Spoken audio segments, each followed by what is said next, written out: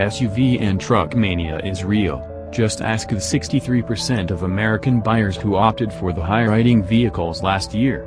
But there has been a recent groundswell of alternative options in the burgeoning wagon segment.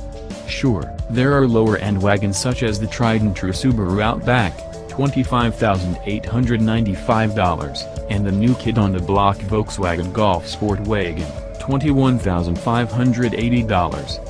But the 2018 Jaguar XF S Sportbrake competes more closely with the stalwart Mercedes-Benz E400, $64,045, and the stylish Volvo V90 Cross Country, $52,300. This begs the nagging question, could wagons become a serious thing in the States?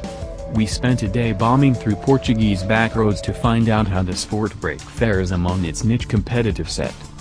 The 2018 Sportbrake is a wagonized version of the second-gen XF sedan that arrived in 2016.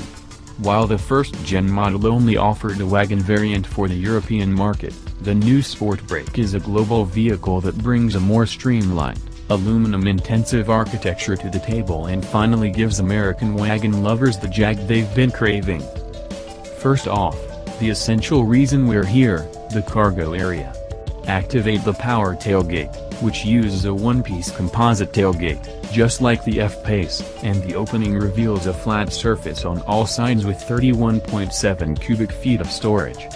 Fold the rear seats down, and volume expands to a considerable 69.7, an increase of 12.6 and 38.4 cubic feet, respectively. For comparison, the Volvo V90 Cross Country offers 19.8 53.9 cubic feet, and the Mercedes-Benz E400 wagon has 35.0 64.0 cubic feet. Folding the Sportbrake's rear seats down produces a nice, flat expanse for cargo, with no obtrusive humps or bumps on the side. Standard rear air suspension keeps things level when loaded up. Onward to the front seats, where the cabin brings the XF's familiar design with the dashboard rimmed in a curved ribbon of wood veneer, a pleasant touch that offsets the otherwise blasé textured aluminum bits on the dash and shifter surround. Of course, there's the love it or leave it cylindrical shifter that rises from the center console, a confounding bit of design that leaves most PR&DL traditionalists cold. So, too, does the plastic starter button on the dash, one of the few unsatisfying puzzle pieces in the otherwise agreeably finished interior.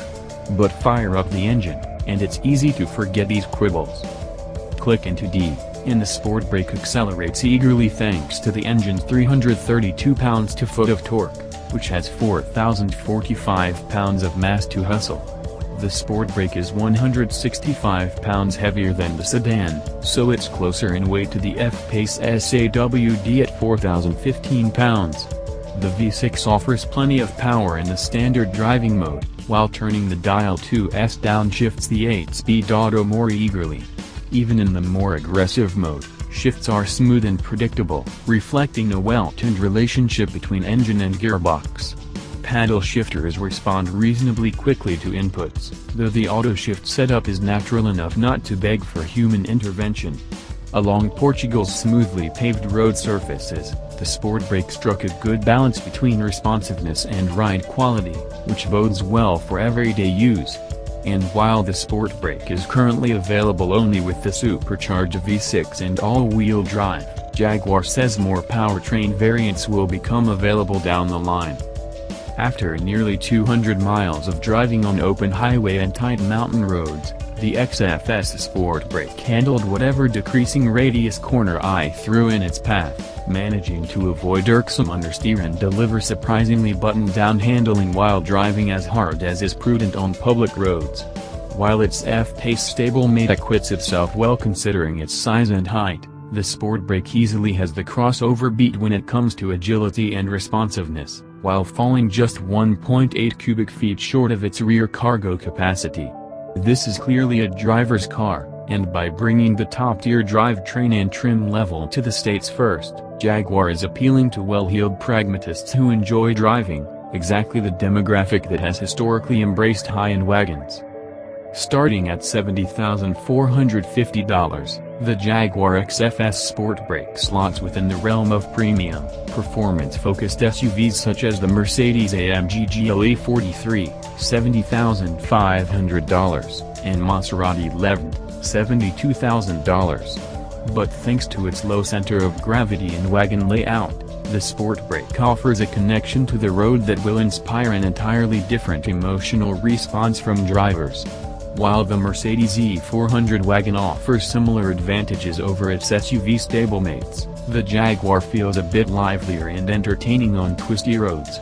On the other hand, the Volvo V90 offers an oasis of contemporary design, one whose zen-like interior and Scandinavian sparseness offers a counterpoint that seems to beg the question, why drive fast when you can just chill and enjoy the drive? While many will write off the XF S Sportbrake because of its familiar platform, or, likelier, because the vast majority of buyers prefer the crossover form factor, the driver-focused minority who opt for this dark horse wagon will be in for an unexpected treat.